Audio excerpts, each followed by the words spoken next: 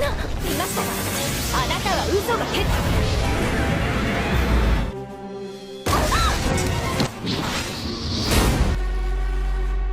Yo yo yo, hello bro, gimana kabarnya? Semoga kalian diberi kesehatan dan rezeki yang melimpah. Kali ini kita akan membahas sebuah alur cerita anime dengan genre action, adventure, fantasi, dan komedi yang berjudul Yusa Yamemasu. Anime ini bercerita tentang seorang pahlawan yang berhasil menyelamatkan manusia dari serangan Ratu Iblis dan pasukannya. Namun, karena pahlawan tersebut terlalu overpower, para warga manusia malah menganggap kalau si pahlawan itu sangatlah mengerikan. Bahkan harus diusir dari negeri manusia. Nah, uniknya di anime ini, seperti yang kalian tahu, biasanya di anime-anime lain, orang yang dikucilkan atau tidak dianggap akan berusaha agar diakui oleh semua orang. Namun yang ini berbeda bro, di mana si pahlawan yang tidak diakui perjuangannya kini berpihak pada Raja Iblis untuk menghancurkan negeri manusia. Nah, seperti apakah kisah selanjutnya? Pasti kalian kagak penasaran deh. Tapi yang penting kita langsung botakin saja.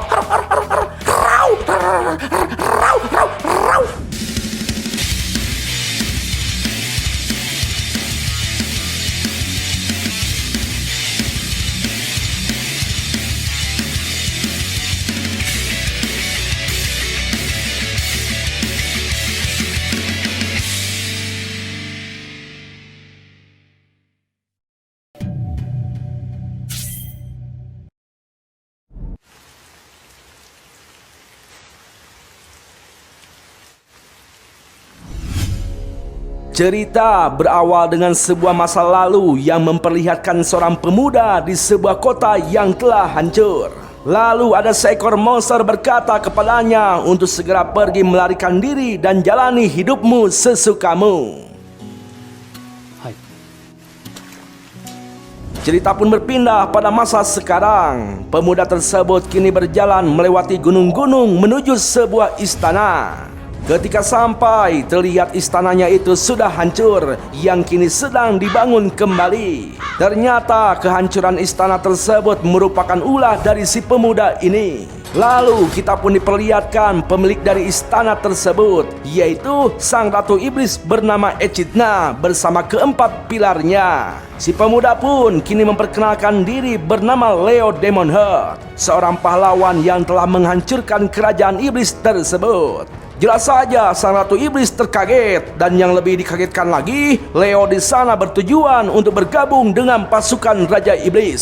Sontak saja Ratu Iblis Echidna menolak Leo, bahkan mengusir Leo meski Leo sudah mempresentasikan kemampuannya untuk bergabung.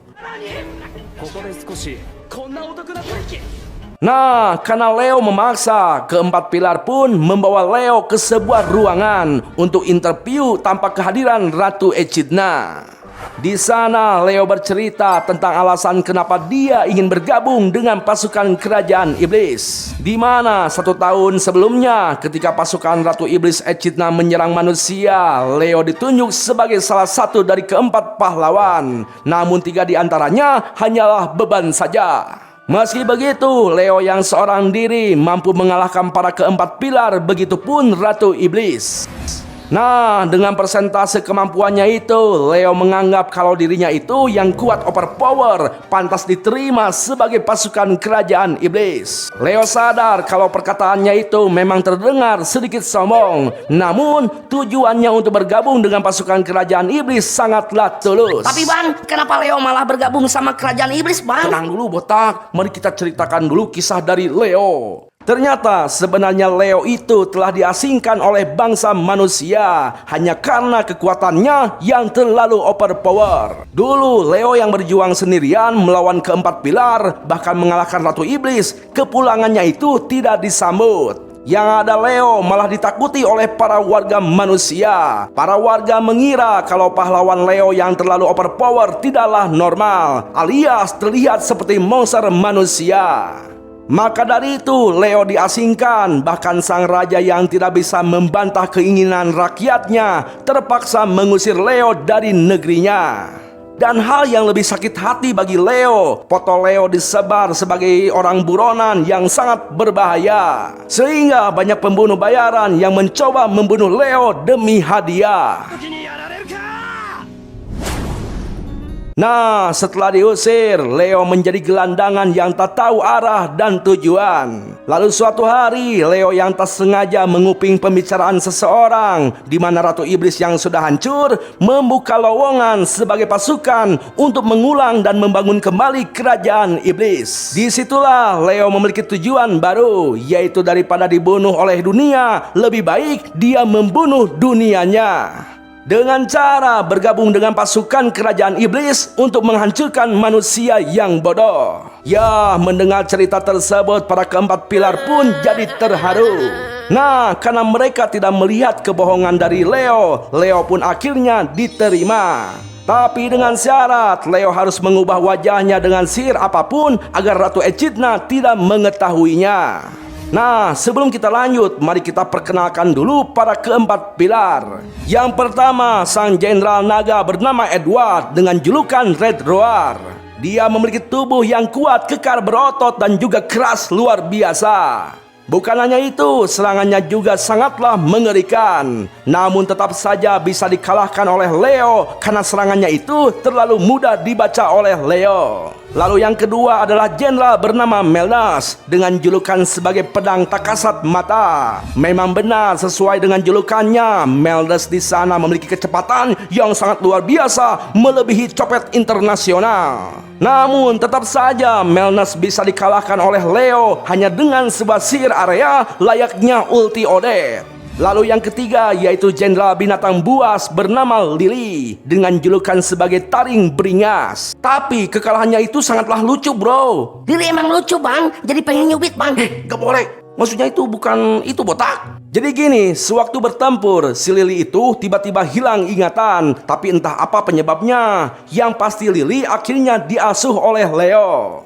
Namun ketika Lily sadar bahwa dirinya adalah seorang jenderal, Lily langsung menyerang Leo. Namun hanya sekali tampar, Lily langsung kalah. Dan konyolnya, orang yang telah mengalahkannya harus menikah dengannya, karena hal itu merupakan adat dari suku bangsanya. Jadi Bang, si Lily udah nikah dong, Bang, sama si Leo, Bang. Ya nggak bisa gitu, karena Leo menolak, takut nantinya gitu si Leo itu dikira kada pedo. Ya kanyut. Nah, jenderal yang keempat yaitu sang penyihir bernama Steina dengan julukan sebagai penyihir maha kuasa. Sebenarnya sihir Steina sangatlah hebat dengan jumlah mana yang berlimpah. Namun tetap saja Steina dikalahkan oleh Leo dengan sihir pelindung. Karena ternyata Steina tidak mahir menggunakan sihirnya. Waduh, ternyata beban semua, bro. Nah, perlu kita ingat, ternyata Leo di sana adalah kesatria pedang sekaligus ahli segala sihir. Sebenarnya Leo di sana mempunyai tujuan lain yang dia tidak ceritakan kepada keempat pilar, yaitu dia ingin mengetahui tujuan dari sang ratu ketika menyerang bangsa manusia. Itu karena pada saat penyerangan tahun lalu, Leo mendengar sang ratu memerintahkan pasukannya untuk tidak membunuh manusia.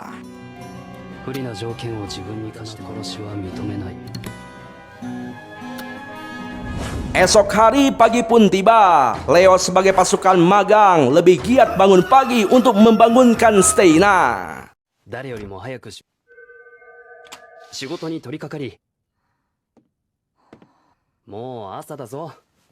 Nah, karena Steina sangat kebluk, susah dibangunkan, Leo menggunakan sihir pengubah suara yang mirip dengan suara Ratu Echidna. Dan apa yang terjadi?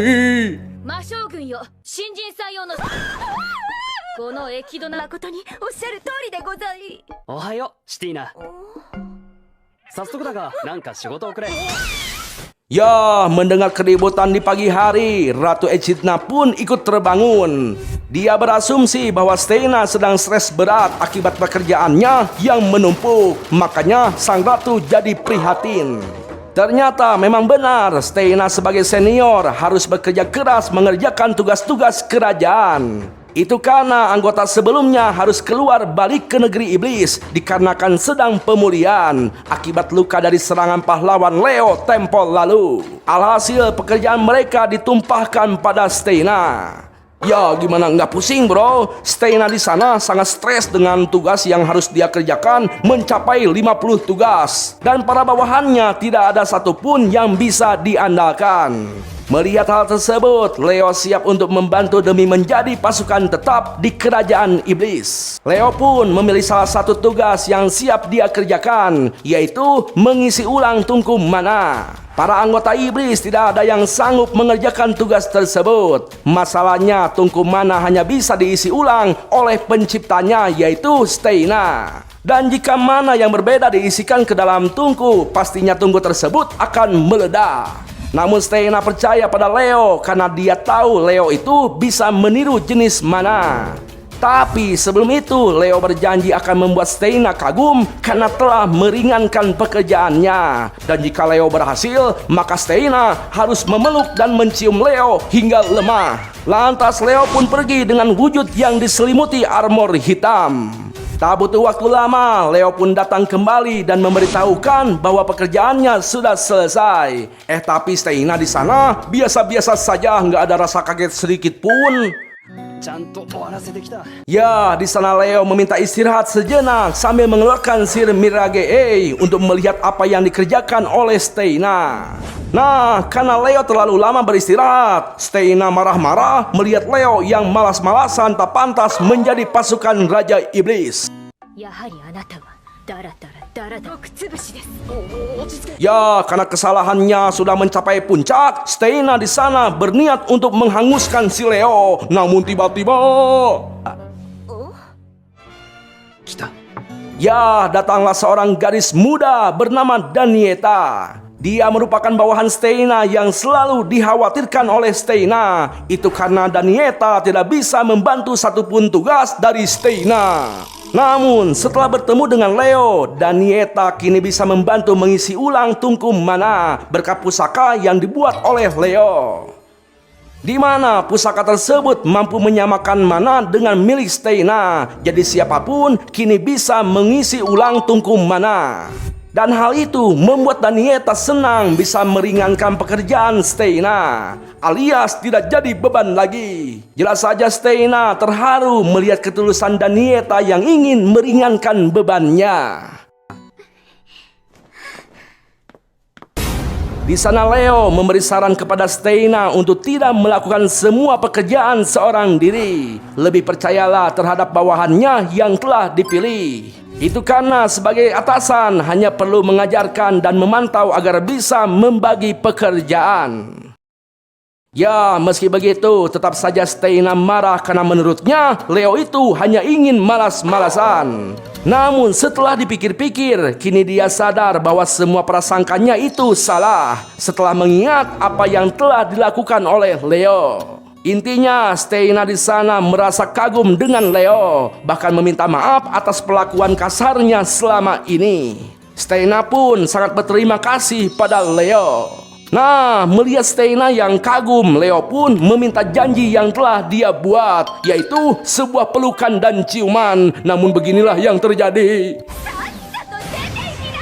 Oh iya bro, sebenarnya Leo telah berganti nama menjadi Lord Kesatria Onyx. Ya kenyut. Di hari berikutnya, Steina meminta bantuan lagi kepada Leo. Kali ini urusannya sangatlah serius, yaitu mencakup sumber daya bagi kerajaan iblis yang berasal dari Pulau Largo yang dihuni penduduk ras naga.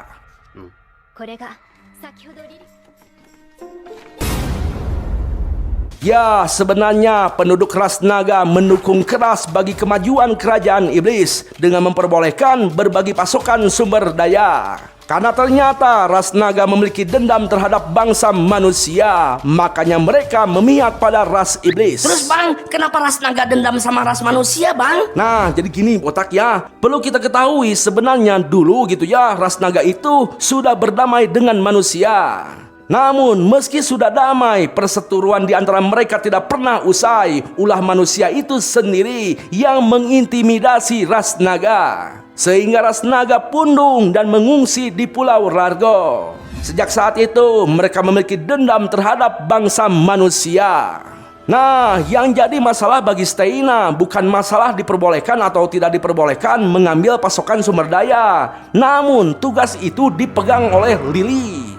dan pekerjaannya sangatlah lamban, sehingga kerajaan iblis kekurangan sumber daya. Maka dari itu tugas Leo hanya untuk memperhatikan pekerjaan Lily yang sebagai logistik.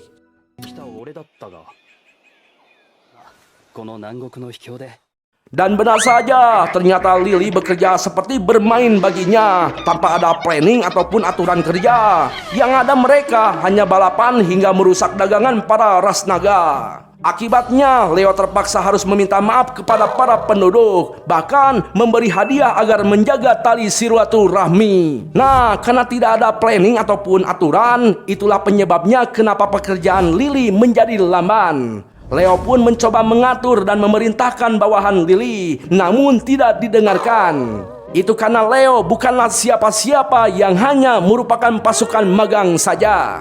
Nah, lalu karena melihat Lily yang begitu perhatian terhadapnya, Leo di sana memanfaatkan momen tersebut, yaitu dengan berpura-pura sakit terpatuk ular kuning dan bau. Ya, Lily yang panik tak tahu apa yang harus dilakukannya. Leo pun menyuruh Lily untuk mengambilkan tanaman obat yang berada di atas gunung.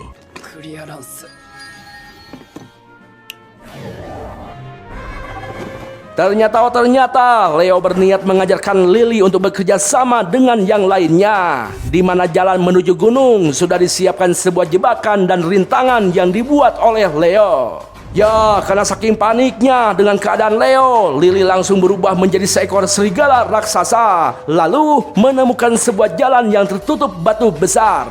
Batu tersebut telah dilapisi sihir agar tahan terhadap serangan fisik, dan hanya sihirlah yang mampu menghancurkan batu tersebut. Leo sengaja membuat batu tersebut agar Lily meminta bantuan pada yang lainnya, lalu bekerja sama dengan bawahannya yang memiliki sihir. Namun apa yang terjadi? Lily malah berusaha keras menghancurkan batu tersebut tanpa meminta bantuan.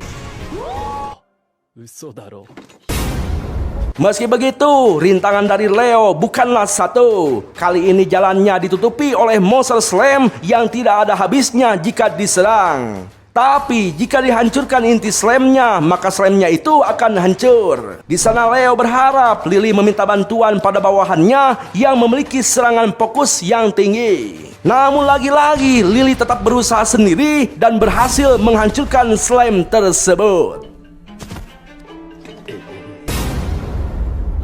Ya lanjut. Kali ini Leo menciptakan sebuah tebing dan jurang dengan bantuan si roh bumi Genome agar Lily tidak bisa melewatinya. Dan benar saja, kali ini Lily terdiam tidak tahu bagaimana cara menyeberang jurang tersebut. Di sanalah Leo muncul menyamar sebagai pengamen. Lalu Leo bernyanyi dengan lirik yang tertuju pada Lily agar Lily meminta bantuan lalu bekerja sama dengan yang lainnya. Bisa berkata, sayang, jangan tinggalkan aku. Ya, akhirnya Lily pun balik mencari bantuan agar bisa melewati jurang tersebut. Tak berlangsung lama, Lily pun muncul, tapi dia malah menyeberangi sungai sendirian, lalu memanjat ke atas tebing sendirian. Lily bilang bahwa yang lainnya itu memberi saran harus seperti itu. Lah? Ya, alhasil setiap rintangan yang dibuat oleh Leo berhasil dilewati oleh Lily tanpa bantuan orang lain. Esok hari pagi pun tiba. Leo yang baru terbangun begitu terkaget melihat laporan rencana yang telah Lily buat, di mana Lily membagi pekerjaan sesuai kemampuan masing-masing lalu bekerja sama. Jelas saja Leo dibuat kagum oleh Lily yang berubah tanpa disuruh. Lily yang bersifat kekanak-kanakan ternyata mampu membuat sebuah planning dan aturan dalam bekerja. Kata Lily, itu semua berkat nyanyian si abang pengamen tadi malam. Alhasil pekerjaan pun menjadi semakin cepat. Ya, Steina yang mendengar kabar tersebut pun jadi merasa lega dan senang. Esok harinya kita pun diperlihatkan sebuah mimpi dari Leo, di mana Leo membantai para monster dengan membabi buta demi menyelamatkan manusia. Namun bukannya dikagumi, Leo di sana malah ditakuti oleh manusia. Dan yang bikin aneh, kotanya itu terlihat modern. Tak lama Leo pun terbangun dan menganggap mimpi itu adalah mimpi buruk sebagai pertanda hari sial baginya. Dan benar saja, tidak ada angin, tidak ada hujan, Ratu Echidna mengundang Leo untuk bertemu. Jelas Leo sangat panik karena takut penyamarannya terbongkar. Meski begitu, Leo tetap menghadap pada sang ratu dan dia dijamu dengan makanan yang terbilang mewah. Ternyata Ratu Echidna di sana merasa berterima kasih pada Leo yang disebut Kesatria Oni. Itu karena belum lama ini berkat Leo pekerjaan anggotanya menjadi semakin ringan, terutama Steina. Nah, karena saking kagumnya, Ratu Echidna ingin sekali melihat wajah asli dari Lord Kesatria Oni. Untungnya dengan cepat Leo merubah wajahnya ketika sang Ratu Echidna membuka helm Leo. Lalu karena takut kelamaan di sana dan rahasianya bisa terbongkar, Leo pun menuangkan amer berkali-kali agar Ratu Echidna tepar. Namun itu tidak berhasil karena sang ratu merupakan seorang pecandu. Alhasil Leo pun menggunakan cara lain agar keluar dari situasi saat ini. Sebelumnya Leo memuji hidangan yang disajikan oleh sang ratu. Padahal Maya, semua makanan di sana itu adalah resep buatan Leo, agar makanan yang ada di istana tidak seburuk seperti sebelumnya. Lalu Leo pun mengarang sebuah cerita di mana dirinya telah dikutuk oleh seorang dewi. Jika melepas helm terlalu lama, muka beserta tubuhnya tidak akan bertahan lama. Namun sang ratu malah memuji Leo karena demi sang ratu Leo bisa bertahan lama. Dan akhirnya sang ratu mengajak ngobrol lebih lama.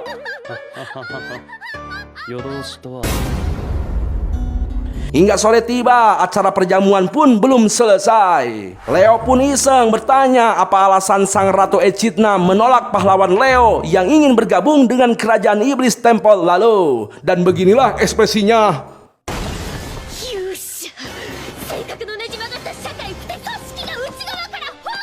Ya, pokoknya Maya, Ratu Echidna itu sangat kesal dengan pahlawan Leo yang telah menggagalkan rencananya untuk mendapatkan batu pertapa.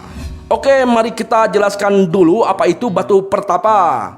Batu tersebut adalah harta yang tersimpan di kota suci Renailes, lebih tepatnya di dunia manusia. Batu tersebut ditemukan oleh raja pertama 3000 tahun yang lalu. Batu pertapa memiliki energi yang sangat besar di mana tanah yang tandus bisa hijau dan subur. Bahkan bisa melindungi manusia dari wabah penyakit. Bukan hanya itu, batu tersebut juga bisa membuat seseorang menjadi abadi. Sebenarnya Leo pernah menggunakannya, namun berbeda dengan batu yang berada di kota suci Renailes. Nah, lalu sang ratu pun bercerita alasan yang sebenarnya kenapa dia sangat menginginkan batu pertapa. Ternyata semuanya demi dunia iblis yang tandus dan kotor. Sang ratu ingin mengubah dunia iblis menjadi hijau dan subur, sehingga para iblis tidak perlu mengambil pasokan kebutuhan di dunia manusia. Intinya, sang ratu ingin menciptakan perdamaian di dunia iblis. Mendengar hal tersebut, Leo akhirnya tersadar kenapa waktu itu sang Ratu Echidna tidak ingin membunuh manusia. Nah, karena melihat impian sang ratu yang begitu mulia, Leo pun ingin mengakui siapa dia sebenarnya kepada sang ratu. Namun tiba-tiba Steina dan Lily datang mengabarkan bahwa Jenderal Edward dan Melnus telah mengundurkan diri dari kerajaan iblis. Ya, karena masalah tersebut, Leo pun diutus untuk mencari Jenderal Melnus, sedangkan yang lainnya akan mencari Jenderal Edward. Tak butuh waktu lama, Leo akhirnya menemukan keberadaan Melnus, meski mendapatkan sedikit serangan darinya. Namun kini Leo mengetahui apa alasan Melnus mengundurkan diri. Ternyata Melnus berniat mengembara untuk mencari pengalaman, karena 3 hari lagi Melnus akan ditunjuk oleh Steina sebagai pewawancara untuk perekrutan anggota baru. Masalahnya Melnas kurang lancar dalam percakapan. Intinya Melnas kurang pede untuk pekerjaan tersebut. Ya mau tak mau Leo di sana harus mengajarkan Melnas bagaimana cara melakukan komunikasi yang baik dan benar agar Melnas tetap berada di kerajaan iblis. Hal tersebut langsung dilaporkan pada sang ratu. Dan untuk masalah Edward saat ini masih dalam pengawasan karena Edward selalu pesimis yang selalu merasa gagal melatih pasukannya.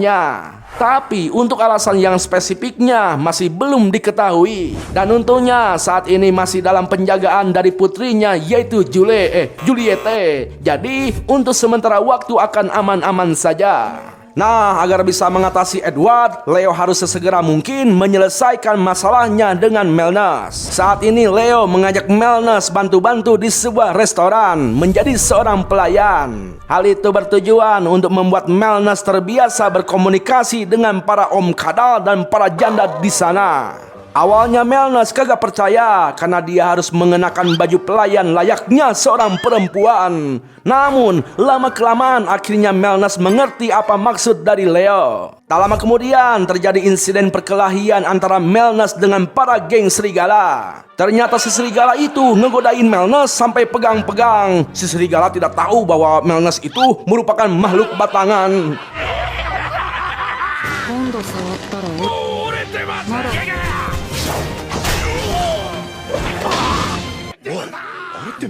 Ya, akibat kejadian tersebut, identitas Melnas sebagai jenderal keempat pilar akhirnya diketahui oleh yang lainnya. Namun berkat hal tersebut, Melnas sedikit berkembang dalam hal berkomunikasi. Setelah itu, di kamarnya, Leo mengajak berbincang dengan Melnas, di mana Melnas boleh menanyakan apa saja, mau itu cara menggoda perawan ataupun cara menggoda janda, pokoknya mah bebas. Dan intinya demi meningkatkan kemampuan komunikasi Melnas. Tapi tiba-tiba Melnas malah menanyakan hal yang serius, di mana menurut Melnas alasan Leo bergabung dengan kerajaan iblis untuk menghancurkan manusia itu hanyalah kebohongan. Lalu apa alasan yang sebenarnya? Tapi sebelum Leo menjawab, Melnas bercerita tentang masa lalunya yang ternyata Melnas merupakan setengah manusia dan iblis. Dia dibuang oleh orang tuanya, dijual sebagai budak. Lalu akhirnya Melnas menjadi seorang asasin. Di dalam hatinya, Melnas penuh dengan kebencian terhadap manusia. Maka dari itu, dia sangat senang ketika para iblis ingin menyerang manusia. Bahkan dia mau bergabung dengan kerajaan iblis. Namun Menel tidak menyangka setelah mengambil wilayah manusia, sang ratu malah mensejahterakan para manusia dengan kehidupan yang damai. Lalu pada saat menyerang kota suci Reniles, dirinya kalah dari pahlawan Leo. Namun anehnya, Leo tidak membunuhnya. Maka dari itu, saat ini Melnas tidak merasakan kalau Leo itu ingin membinasakan manusia, meski telah dikucilkan setelah melindungi manusia. Lebih jelasnya, Melnas tidak merasakan bahwa Leo memiliki dendam terhadap manusia. Di sana akhirnya Leo pun bercerita di mana dulu sebelum adanya sihir, dunia sangatlah damai dengan kecanggihan teknologinya. Bisa dibilang canggih sebagai dunia yang modern. Namun suatu hari tepat di kota Tokyo muncullah sebuah lubang. Para iblis keluar dari lubang tersebut lalu menyerang manusia. Nah, karena teknologi modern milik manusia tidak sanggup melawan iblis, manusia menciptakan 12 senjata biologis yang disebut Demon Heart. Lebih jelasnya, menciptakan iblis untuk membunuh iblis. Seiring berjalannya waktu, satu persatu 12 Demon Heart telah gugur kecuali Leo. Karena ternyata Leo adalah yang terkuat dan abadi. Sehingga selama ribuan tahun lamanya, Leo melindungi manusia dari ancaman iblis. Lalu ketika manusia sudah tidak membutuhkan pahlawan, Leo merasa senang tidak punya beban dan bebas melakukan hal apapun. Ya, setelah bercerita hal tersebut, Leo sendiri baru menyadari alasan yang sebenarnya untuk dirinya.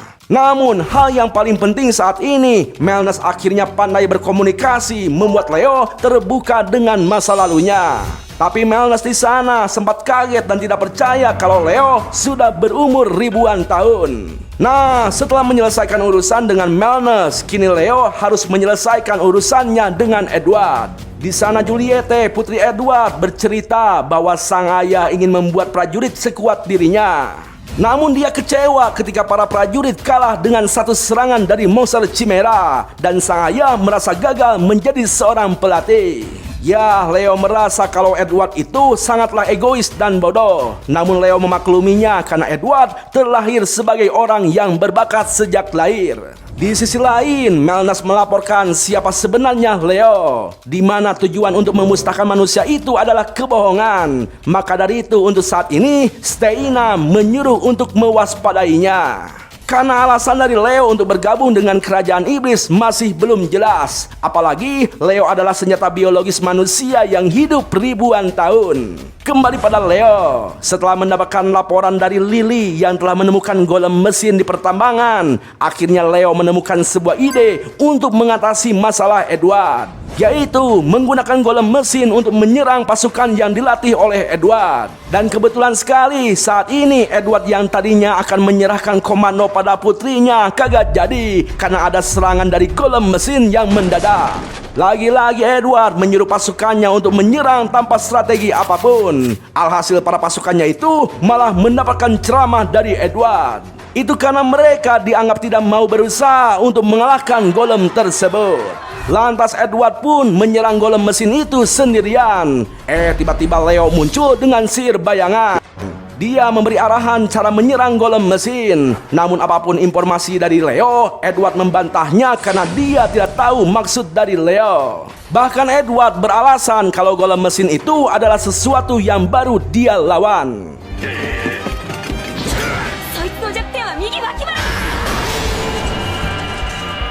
Nah, setelah menghancurkan kelemahan dari inti golem, tiba-tiba golem tersebut memberikan sinyal darurat, di mana para golem lainnya yang berada di dalam tambang mulai aktif.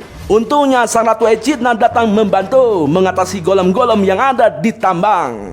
Sementara itu, Leo melanjutkan misinya untuk menyadarkan Edward. Di sana Leo memarahi habis-habisan seperti saat Edward memarahi pasukannya. Ya, kini Edward menyadari bahwa sesuatu yang baru tidak akan mudah dipahami secara langsung. Mungkin bisa dibilang perlu penyesuaian terlebih dahulu. Intinya Edward kini sadar bahwa dirinya terlalu tergesa-gesa menginginkan pasukan untuk menjadi kuat. Maka dari itu Edward akan melatih pasukannya secara perlahan. Karena kenyataannya tidak semua orang sama. Shogun, すまなかった。頭を上げてくださいよ。 Sementara itu, tampaklah Ratu Echidna begitu menikmati momen ketika membakar golem mesin.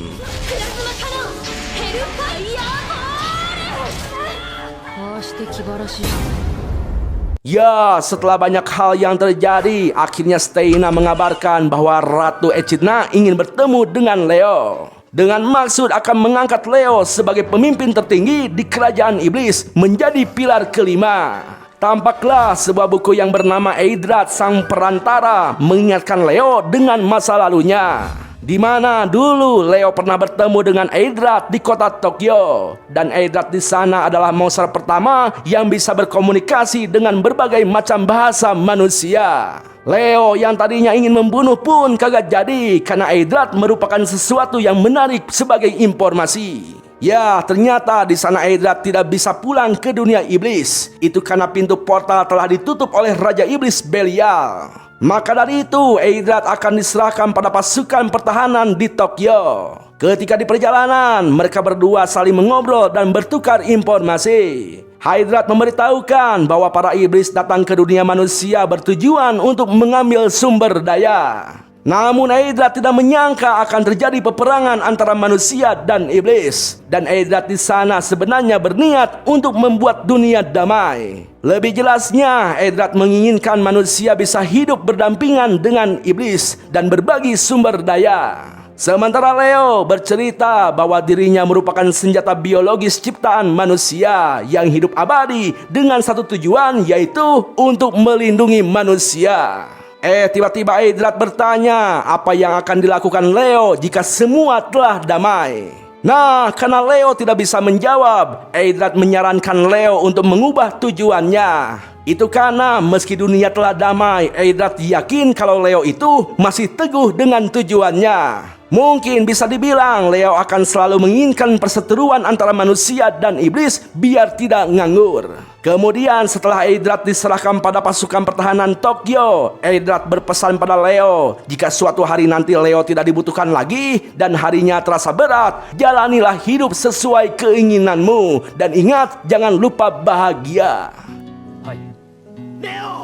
Ya, saat ini Leo baru sadar apa maksud dari pesan Eidrat waktu itu. Dan saat ini pula Leo akan membongkar identitas aslinya pada Ratu Echidna.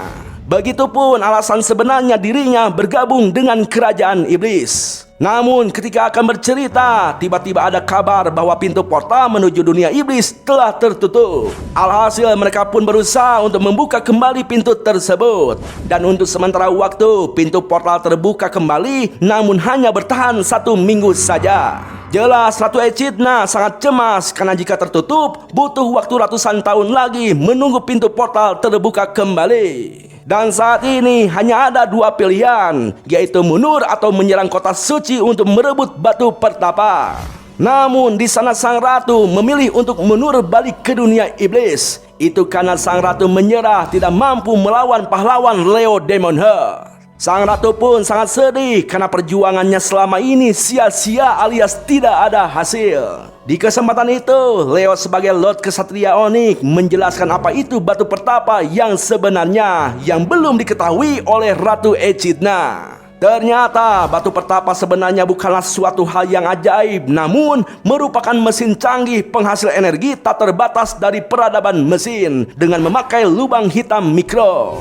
Dan untuk mengaktifkan batu tersebut membutuhkan buku panduan yang dibuat oleh manusia. Namun buku panduan tersebut masih belum ditemukan keberadaannya hingga saat ini. Nah, di kesempatan itu juga Leo membongkar identitas aslinya. Bahkan Leo juga berjanji akan membantu Ratu Echidna mencari batu pertapa lain yang bukan berada di kota suci Raineles. Ya, Leo sadar bahwa Ratu Echidna memang pantas mendapatkan batu pertapa untuk menciptakan perdamaian di dunia iblis agar tidak lagi menyerang manusia. Namun, beginilah ekspresinya.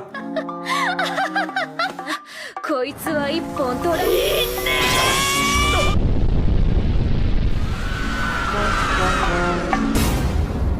Ya, meski begitu, berkat bujukan dari keempat pilar, Leo akhirnya diterima oleh Ratu Echidna dan percaya terhadap Leo untuk mendapatkan batu pertapa lainnya yang berada di Gunung Sesa. Leo memberitahukan bahwa di sana dijaga oleh orang-orang yang kuat. Nah, karena ingin berbincang lebih lama dengan sang Ratu Echidna, Leo memilih untuk berjalan kaki tidak menggunakan sihir teleportasi. Di sana, Leo meminta sang ratu untuk berdamai dengan manusia. Itu karena jika sang ratu telah mendapatkan batu pertapa, sang ratu akan membutuhkan buku panduan yang telah hilang. Maka dari itu, kerjasama dengan manusia sangatlah diperlukan. Namun sang Ratu Echidna berasumsi bahwa hal itu sangatlah mustahil terjadi. Lantas Leo memberitahukan bahwa perihal buku Eidrat yang menjelaskan iblis bisa berdampingan dengan manusia adalah hal yang nyata. Itu karena Leo menyaksikannya sendiri di zaman itu. Jelas saja hal tersebut membuat Ratu Echidna semakin bersemangat dan mereka pun jadi lebih akrab. Nanda, ひどく寂しそう。やかましい！冷た！なんだ！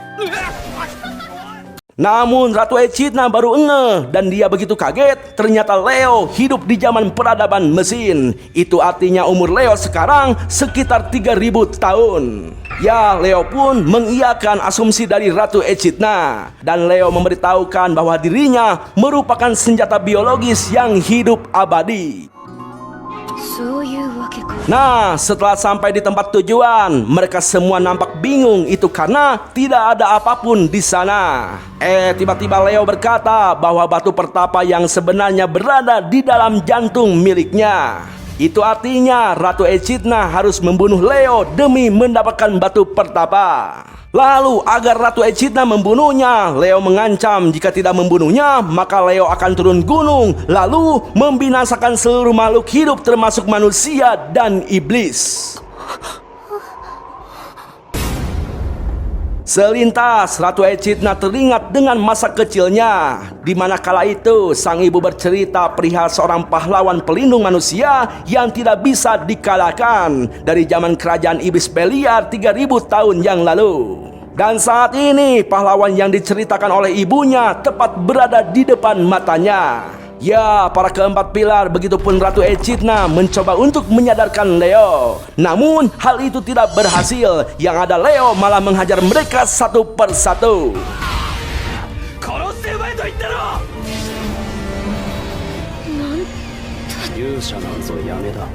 Lalu ketika Lilia mencoba menyadarkan Leo sambil menangis, dia malah terkena serangan. Alhasil Ratu Echidna begitupun ketiga pilar lainnya mulai bertarung serius. Namun tidak ada satupun dari mereka yang bisa mengalahkan Leo.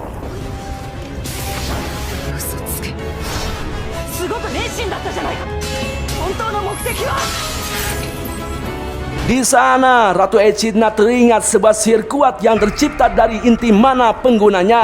Ratu Echidna pun mencoba melakukannya meski taruhannya adalah nyawanya sendiri. Lalu ketika sihir itu tercipta, Leo tanpa menghindar menerima serangan tersebut. Karena ternyata Leo di sana memang berniat untuk kalah, dan kebetulan sekali sihir dari Ratu Echidna sangatlah kuat.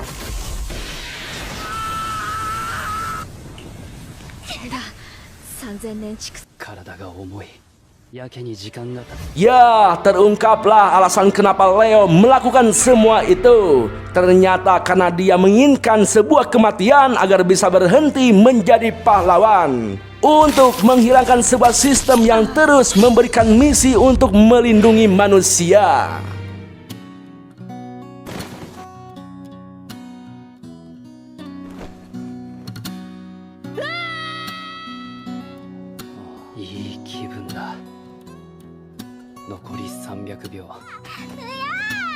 Namun ketika saat-saat terakhir, tidak ada satupun dari mereka yang mau mencabut batu pertapa di dalam jantung Leo. Mereka merasa bahwa jauh di lubuk hati Leo, sebenarnya Leo itu masih menginginkan kehidupan. Mereka kini sadar kalau Leo sebenarnya sedang kesepian.